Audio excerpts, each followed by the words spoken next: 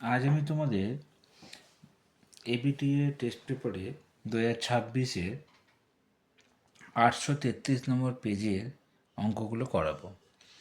833 নম্বর পেজের একের অঙ্কগুলো দেখো। একেরটা বলছে বার্ষিক 10% সরল সুদের হারে এ টাকার বি মাসের সুদ কত হবে। এখানে অনেকগুলো অপশান দিয়েছে, আমরা দেখি করে কোনটা হয়। দেখো, বার্ষিক 10% সরল সুদ হারে এ টাকার বি মাসের সুদ হচ্ছে, আমরা সুদ বের করছি PR/100। পি মানে এখানে এ, আর মানে 10, আর টি মানে এখানে বি। নিচে 100, আর যেহেতু এখানে বি মাস বলেছে, তাই এটাকে বছরে কনভার্ট করার জন্য আমাকে 12 দিয়ে ভাগ করতে হবে, তাই জন্য 12 দিয়ে ভাগ করলাম।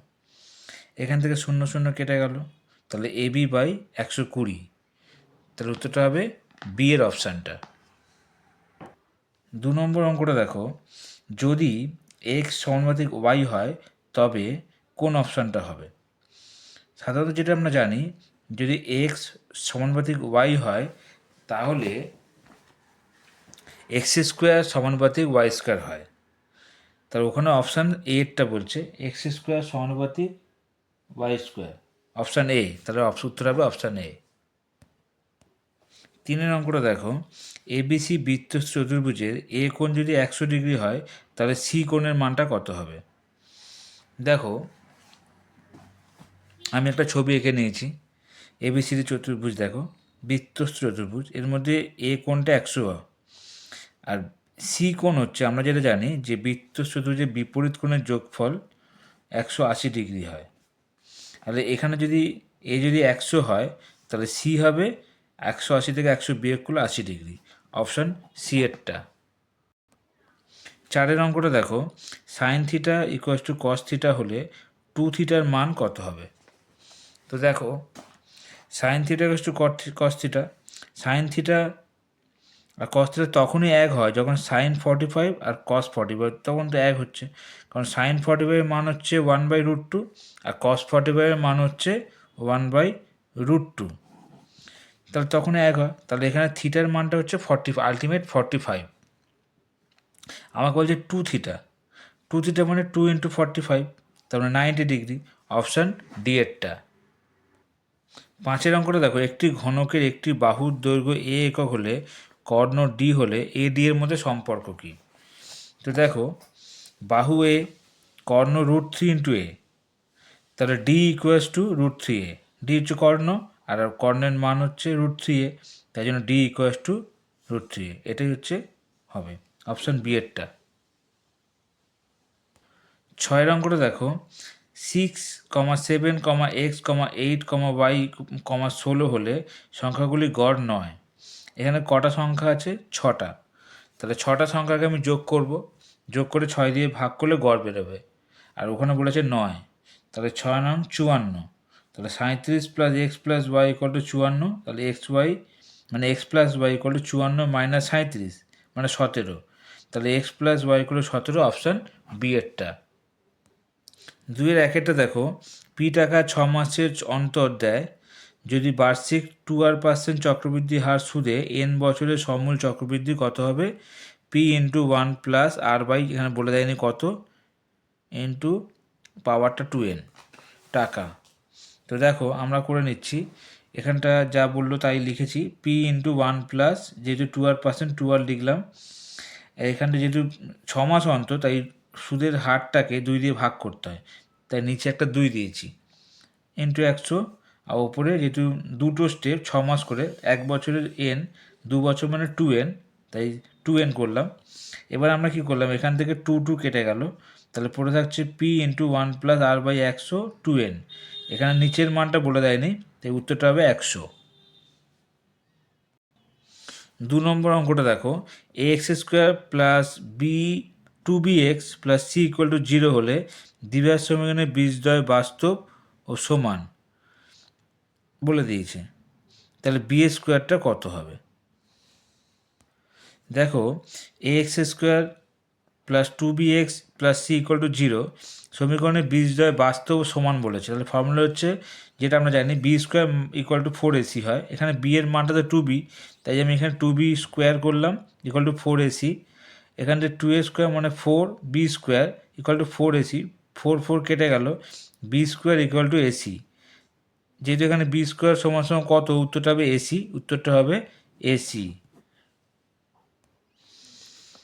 3 নম্বর অঙ্কটা দেখো, সাইন এ 1/2 কস বি 1/2, এখানে এ প্লাস বি এর মানটা কত হবে?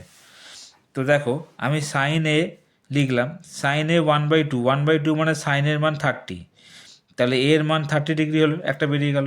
কস বি 1/2, আমরা জানি কস 1/2 মানে হচ্ছে কস 60, কস কেটে গেলে বি ইকুয়াল টু 60, তাহলে আমরা আলটিমেট পেলাম বি এর মানও 60।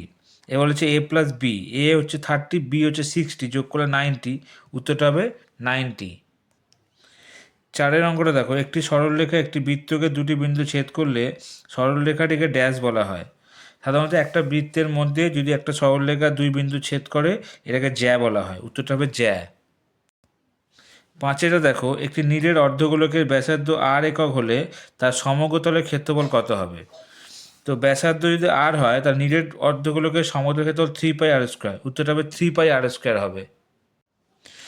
মধ্যগামিতার মাপকগুলির গড় মধ্যমা ও ড্যাশ, সাধারণত যেটা আমরা হয়ে থাকে গড়, মধ্যমা আর সংখ্যায় গুরু হয়, তাই উত্তরটা হবে সংখ্যায় গুরু। 3 অঙ্কগুলো দেখো, সত্য মিথ্যা। 1 নম্বর, আসল ও শতকরা সুদের হার একই থাকলে মোট সুদ সময়ের সঙ্গে ব্যস্ত সমানুপাতে থাকে। না, এটা ভুল। আসল শতকরা বার্ষিক সরল সুদের যদি একই থাকে তাহলে মোট সুদ সময়ের সঙ্গে সরল সমানুপাত, কারণ মোট সুদ সময় বাড়লে সুদ বাড়বে, সময় কমলে সুদ কমবে, তাই জন্য বাড়লে বাড়বে, কমলে কমবে, এটা সরল সমানুপাতে একমাত্র সম্ভব। সরল সমানুপাত হবে মিথ্যা, এটা মিথ্যা হবে। 2 দেখো, x³ x²y² এবং xy³ এটা ক্রমিক সমানুপাতি। করে দেখাচ্ছি দেখো, x³ x²y² সমানুপাত x²y² অনুপাত xy³ এখান থেকে আমরা লঘিষ্ঠ করলাম x³ x²y² সমান সমান x²y² x/y³। এটাকে যদি কোনাকুনি গুণ করে দেখো, দুদিকে আছে x4/4, এটুকু x4/4, তাই ওদের সঙ্গে ওরা ঠিকই বলেছে, তাই এটা সত্য হবে। 3 অঙ্কটা দেখো, অর্ধবৃত্তস্থ অপেক্ষা ক্ষুদ্রতর বৃত্তস্থ কোণ সূক্ষ্ম কোণ। অর্ধবৃত্তর থেকে যদি ছোট কোণ হয় সেই কোণটা সবসময় স্থূল কোণ হয়, আর যদি বৃহত্তর হয় তাহলে সেটা সূক্ষ্ম কোণ হয়। এখানে বলছে ক্ষুদ্রতর মানে স্থূল কোণ, এটা হবে মিথ্যা। sec² 27 degree minus cot² 63 degree হলে সরলতম মান বলছে 1। দেখা যাক, দেখো sec² 27 ডিগ্রি আর cot 63কে আমি পূরক কোণ করলাম, তাহলে আমি কটের পূরক কোণ tan মানে 27 ডিগ্রি। তাহলে আমরা জানি sec² 27 degree minus tan² 27 degree equal to 1ই হয়, তাই এটা সত্য। 5 অঙ্কটা দেখো, একটি অর্ধগোলকের সমতলের ক্ষেত্রফল 36 পাই বর্গ সেমি হলে উহার ব্যাসার্ধ 3 সেমি হবে বলছে। তো দেখো আমরা জানি অর্ধগোলকের সমতলের ক্ষেত্রফল 3πr², ওরা বলছে 36 পাই, তাই পাই কেটে যাচ্ছে, 3 দিয়ে কাটলে 12 হচ্ছে, তাহলে r √12 মানে হচ্ছে 2√3, তাই ওরা বলছে শুধু 3, তাই এটা মিথ্যে হবে। 6 দেখো, ওজাইব দুটির ছেদবিন্দু x অক্ষের ওপর লম্ব টানলে x অক্ষ লম্বের ছেদবিন্দু ভুজ হলো মধ্যমা। হ্যাঁ দেখো, যদি আমরা ওজাইব গঠন করি, মনে করো এপার যারা ওজাইব উঠে গেল, এপার দিয়ে একটা ওজাইব নেমে গেল, তাহলে এখানে যে ছেদবিন্দুটা আসছে এখান থেকে x অক্ষর লম্বটা যেটা হয় সেটাকে মধ্যমা বলা হয়, তাই ওরাও মধ্যমা বলছে, তাই সেটা সত্য।